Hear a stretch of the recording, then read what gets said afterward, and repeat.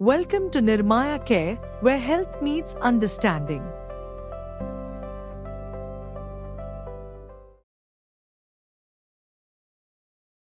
This video was originally published on nirmayacare.com. For an uncensored, ad-free version of this video and other health education content, visit nirmayacare.com.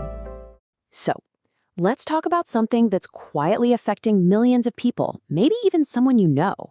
It's called prediabetes. But here's the most important thing you need to hear. It's not a final diagnosis. Think of it more like a warning light on your dashboard. It's your body giving you a heads up, a crucial window of opportunity to make a change. And that's exactly what we're going to break down today. Your guide to taking back control. You might see this quote and think, oh, that's an issue happening somewhere else. But really, this is just a snapshot of a much bigger global story.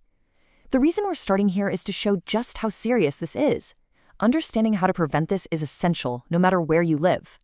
Get a load of this number, 1 in 3. That's how many adults are walking around with prediabetes.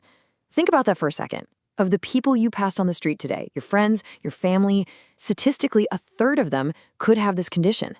And the craziest part, most of them have no idea. This isn't some far-off problem. It's a silent one, and it's everywhere. Okay, so here's our game plan. First, we're going to define this silent crisis. Then we'll help you figure out if you might be at risk. After that, we dive into the science. What's a glucose spike and why does it matter? Then, the best part, your playbook of things you can actually do. And finally, we'll cover when it's time to chat with a doctor. Simple, right? Let's get into it. All right, first things first. What exactly are we dealing with here? Let's pull back the curtain on this silent health crisis and see how doctors actually figure out who has it. So what is prediabetes? Honestly, the best way to think of it is as a fork in the road. Your blood sugar levels are elevated. They're higher than they should be. That's a clear message from your body. But, and this is the key, you haven't crossed that line into full-blown type 2 diabetes yet. This is your chance. This is the moment you get to choose a different path. So how do doctors know for sure? Well, they rely on these 3 key tests. For example, with a fasting blood glucose test, if your numbers fall between 100 and 125, that's the pre-diabetes warning zone. Or look at the HbA1c test, which kind of gives you a 3-month average of your blood sugar. A result between 5.7 and 6.4% sends the same message. These aren't just random numbers. They're direct communication from your body telling you it's time to pay attention. Now that we know what prediabetes is, the next big question is pretty obvious. Are you at risk? As we go through these key factors, I want you to just do a little mental check-in. Does any of this sound familiar? Okay, here they are. Now, some of these things like your family history or your age, you can't change, but just look how many of these are directly tied to our lifestyle choices. What we eat, how much we move, our weight, even other health issues like high blood pressure are part of the puzzle. Now, if you're taking a few of these boxes, please don't freak out. This isn't about blame, it's about empowerment. This is your why for taking action. So, we've seen the risk factors, but how do they actually lead to prediabetes? What's the mechanism at play? Well, that brings us to the real heart of the matter, the hidden culprit in your bloodstream. It's something called a glucose spike, and understanding this is, frankly, a game changer for your health. So, what on earth is a glucose spike? You've probably heard the term thrown around, but let's break down what it actually means for your body, your energy, and your mood every single day. Put simply, it's that wild roller coaster your blood sugar goes on after you eat something, especially if it's packed with sugar or simple carbs. And this isn't some invisible process. Oh no, you feel it. That afternoon energy crash that has you reaching for more coffee, the sudden intense craving for something sweet, even feeling a bit irritable for no reason. Yep, it's all connected to this roller coaster. And the payoff for getting off that roller coaster, it's huge. And we're talking about way more than just preventing diabetes. Imagine having steady, consistent energy all day long. No more 3 p.m. slump.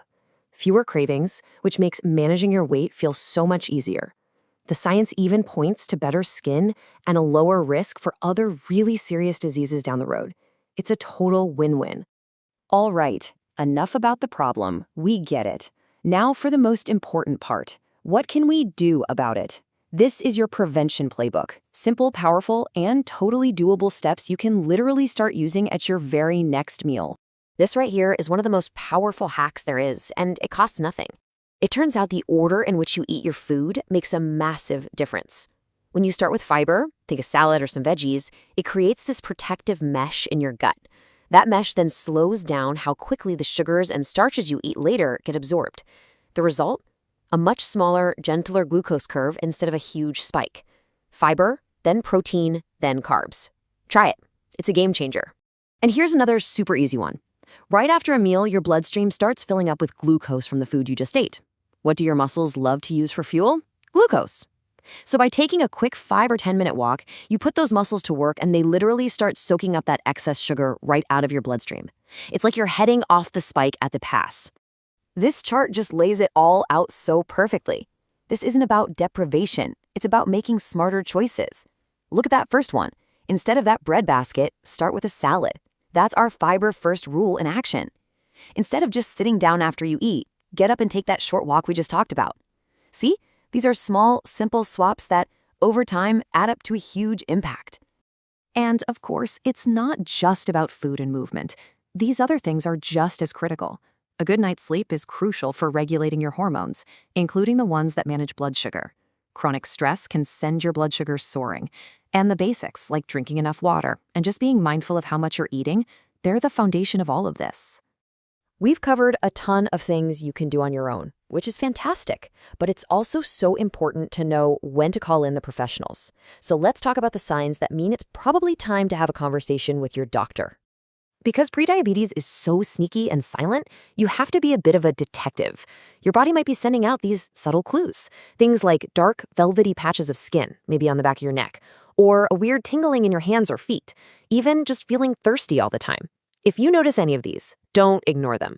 Think of it as a clear signal to go get things checked out. But you know what's even better than waiting for symptoms? Not waiting for them at all. The single best, most reliable way to know exactly what's going on inside your body is through a regular checkup. Getting your key numbers checked every 6 to 12 months puts you in the driver's seat. Knowledge is power, and knowing your numbers is step 1 to taking control.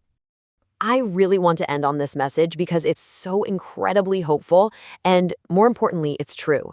Reversing prediabetes is not some impossible dream. It is absolutely achievable. What does it take? Dedication. Just a commitment to consistently applying the simple steps we've talked about today. So, as we wrap up, if there's one thing you take away from all this, let it be this. It is never, ever too late to take control of your health. The power is truly in your hands. So I'll just leave you with this question. What's your first step going to be?